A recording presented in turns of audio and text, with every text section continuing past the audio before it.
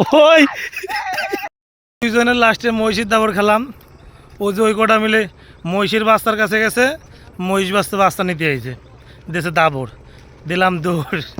মহিষী ঘাস খায়, কি সুন্দর।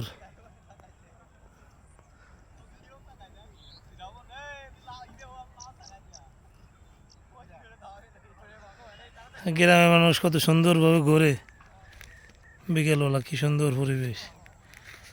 সাকিব, মহিষের জন্য গুঁতো দেয় না দেইস।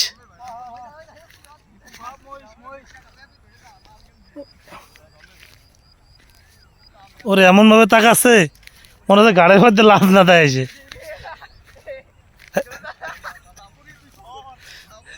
ওই